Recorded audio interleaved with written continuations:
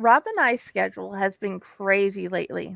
We've been pulling so many app based shifts for DoorDash lately to make ends meet and save it for the wedding. We spent every weekend filming to get our horror production company off the ground, too. So it didn't leave us with much time to relax. Things have been stressful lately.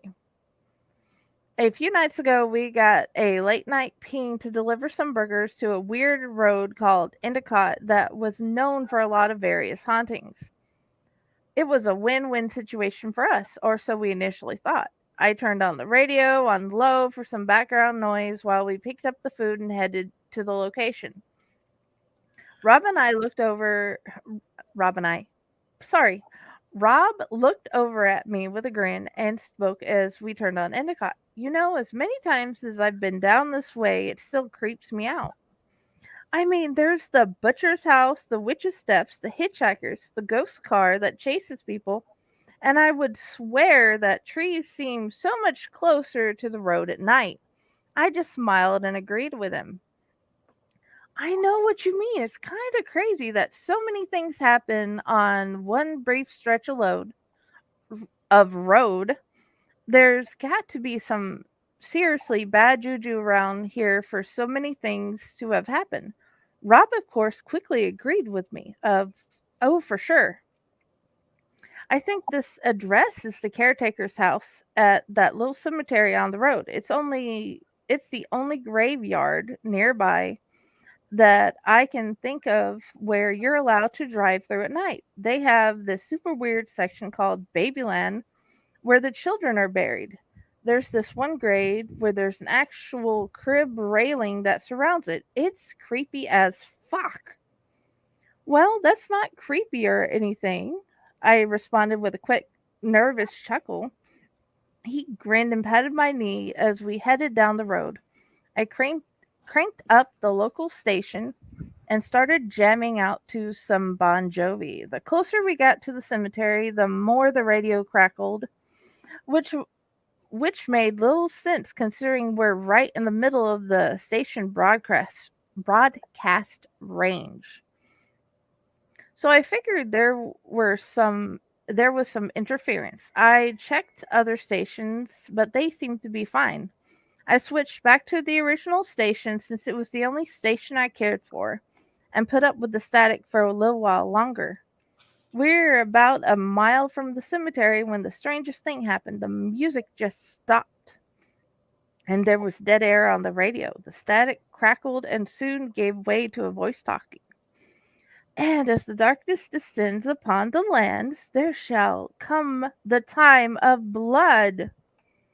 Rob glanced over at me with a raised brow before looking back at the road and commenting, are we listening to some kind of religious station or something? I double checked the radio before responding. No, still on the 104.7 W2 WTUE. Before either of us could say any more, the voice started up again. The Dark Lord shall awaken from the sunken city of Relea when the stars are right. He shall bring us peace through madness and devour the non believers. Raz, I suck at this language. Flui, Mengwa, Cthulhu, Rela, Wagnala, Fung. In the house of Rela did Cthulhu wait streaming. I burst out in laughter. Clearly, someone had a sense of humor. Rob chanced a glance at me and the road as he drove. What's so funny? I couldn't believe he'd never heard of the great Cthulhu before. Well, they're talking about Cthulhu. It's this weird old god that looks like a giant fucked up human dragon hybrid creature with tentacles. He's supposed to drive everyone completely insane and looks upon him and eats people pretty much. He's from the Lovecraft mythos. It's huge in geek pop culture. The voice spoke through the never ending static once again. On that day, our loved ones shall be returned to us from death. We shall welcome them in our arms as they usher in the new era. We shall embrace their rotting flesh and cracking bones. All hail our Lord and Savior, the great Cthulhu! The voice was joined by a chorus of others. All hail the great Cthulhu! We were only a few blocks away from the cemetery now. The static was clearing and the closer we got. What we heard next was the strangest thing of all. Soon our chosen sacrifices shall be upon us. Even now they sit in a car having a cigarette just down the road. We shall rend their flesh and spill their blood upon the sacred earth so that Cthulhu may bless us with the ultimate knowledge that only madness can yield. Rob and I looked at each other, terror marring each of our features. We pulled the car over to the side of that old country road. We sat there in silence, just continuing to stare between one another and the radio as the static crackled and seemed to exhibit a life of its own inside the car. Eventually, Rob broke the silence. I am thinking maybe we should turn around and go home, babe. I'll take the hit for the non delivery. I considered his words for a moment. I'm freaked out too, but there has to be a logical explanation for this. We make horror films, for fuck's sakes, man. This kind of stuff just doesn't exist outside of movies. It's probably just someone on cast or crew playing a prank on us. With all the pranks we pull on them, it wouldn't surprise me. Besides, we really need the extra money right now. Rob sighed and nodded a bit, then started the car and put it in drive as he spoke. Whatever you say, Aaron, just remember, I was against this. Investigating spooky shit gets people killed in the movies. I punched him playfully in the arm as we drove. As we made it through the entrance to the cemetery, a voice came over the radio once more, dissolving the incessant static in its wake. They're close now, brothers and sisters. Ready your weapons and hide where you can. The second we see them, we shall yank them from the car and deliver them unto death. All hail the great Cthulhu! The other voices chimed in once more. All hail the great Cthulhu! Rob's applied pressure to the brake, brought us to a stop, and glanced at me nervously. You know, it's not too late to turn back. Can we can still probably get out of here before something fucked up happens. Let's just go home, watch some Netflix or something. I rolled my eyes at him, pecked him on the cheek. Your cowardice isn't very sexy, Rob. We filmed these sort of things. You'd think this wouldn't be any more than writing fuel for you. Rob raised a brow as he spoke. I like to write spooky shit, not live it. There's a distinction between the two, you realize. I chuckled faintly and responded to him. Come on, don't be such a pussy. We'll do one lap around the place, make sure it's safe, deliver the food, and get the hell out. Rob sighed, took his foot off the brake, shifting into pump the gas gingerly. The static on the radio increased in volume without either of us touching it. I must admit,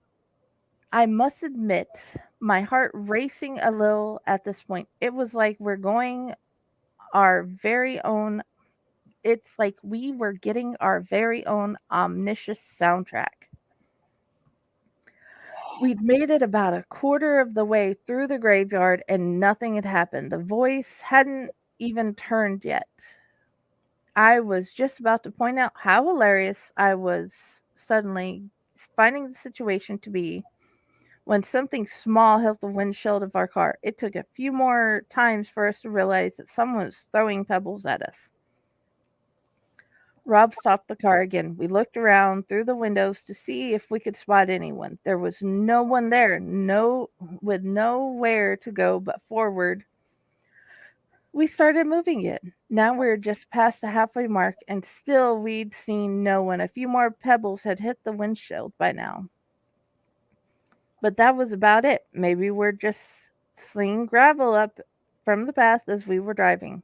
As unlikely as that seemed, that's what I secretly told myself from to keep me from freaking out. Rob wasn't saying a word, but I could see his knuckles had gone white on the steering wheel, presumably from gripping it so hard. I reached over, put my hand on his shoulder as we continued. Three quarters of the way we 3/4 of the way through, we reached the Babyland section of the that Rob had been talking about earlier.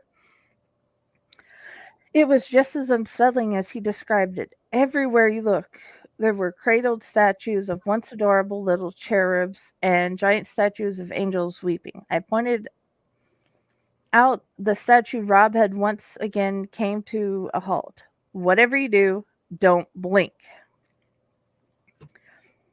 I got a nervous laugh out of Rob. We were huge fans of Doctor Who and the Weeping Angels and had always been amongst our favorite episodes. The other things about this section of the cemetery were all the toys surrounding the graves. We saw rusted Hot Wheels, old weather-worn teddy bears, corroded Barbie dolls, and even some partially deflated balloons. I'd seen things memor like this at memorials on the side of the road and such. They were nothing compared to the magnitude of what we were seeing right now. Suddenly, a voice overcame the static again. There were the children now, so close. I can see them through the eyes of the angels as we speak. I can see them staring back at me. Rob is terrified, and Aaron seems confused. It won't be long now, my brothers and sisters. They will not escape. All hail the great Cthulhu! And as before, the chorus of voices responded just before the static resumed control. All hail the great Cthulhu! Rob again let go of the brake, hit the gas. This time there was more pressure than before. He wanted to get out of there as quickly as possible, and I easily agreed with his sentiment.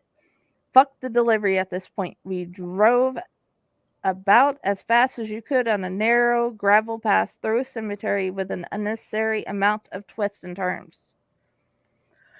Finally, the entrance we'd come through was in sight in the distance. We were going to make it out of here, most likely laugh about the scare later. That's when we noticed a big truck entered the graveyard and stopped directly in the entrance.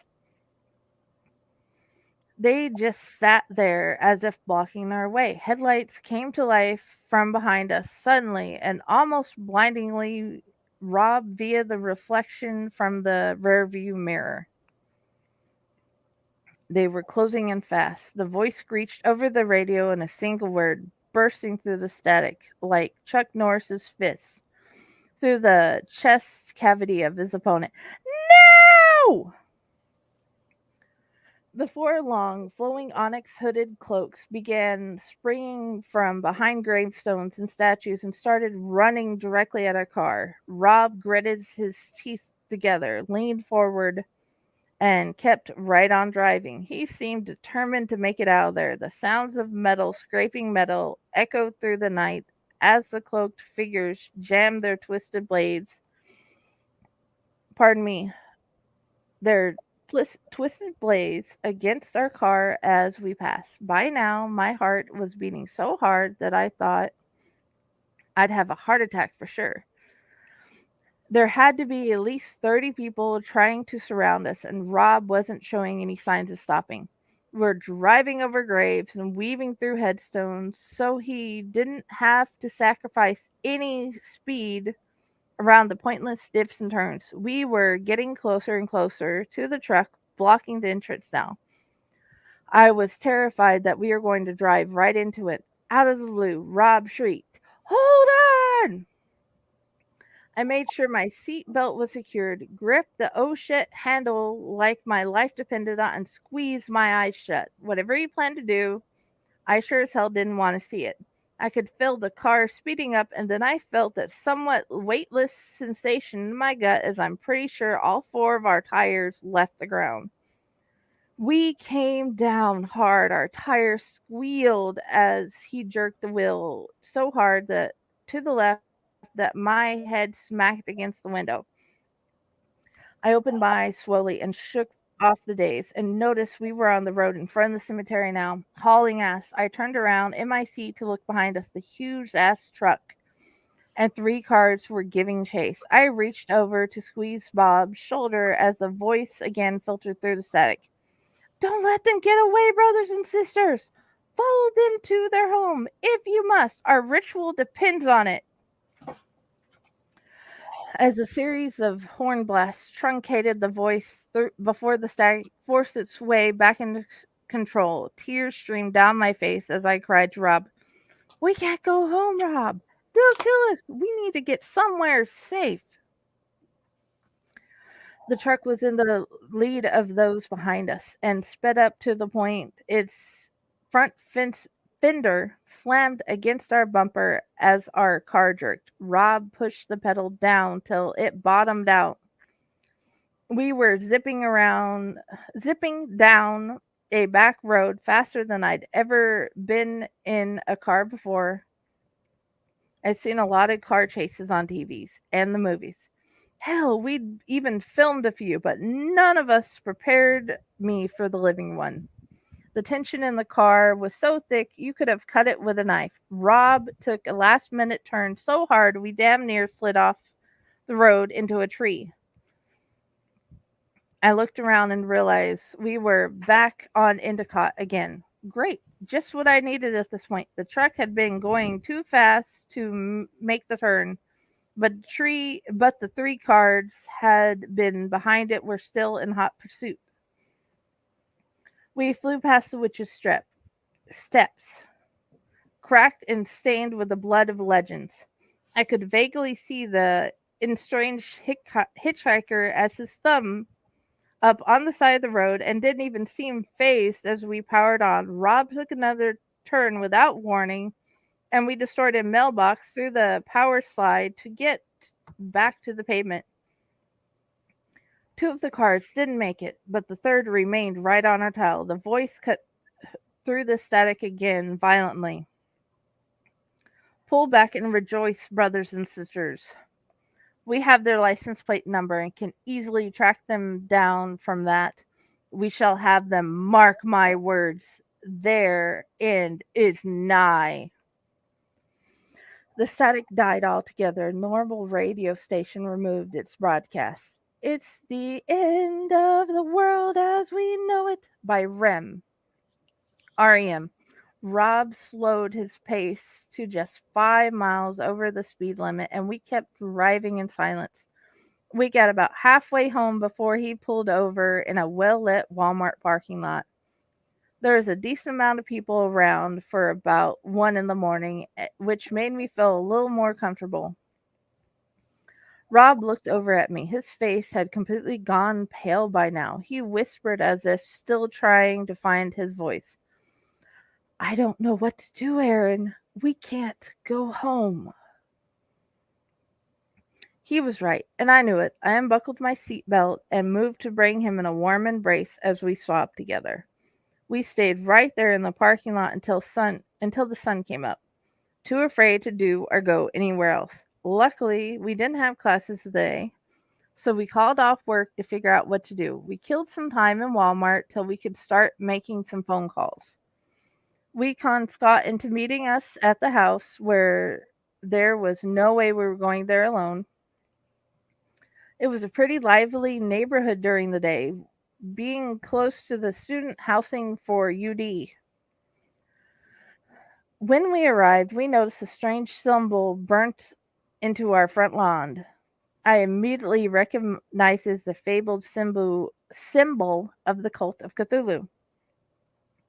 We took some time filling Scott in on what we experienced. He seemed just as shocked as we were. We stocked up on some weapons, invited a few friends over under the guise of all-night horror movie marathon, and waited for something to happen. So far, nothing crazy happened.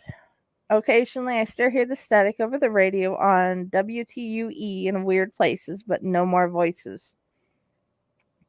We've since stopped doing late night deliveries just to be safe, but something tells me we haven't seen the last of them. If you're doing app based delivery jobs, be careful out there and remember, you're only ever one burger away from oblivion.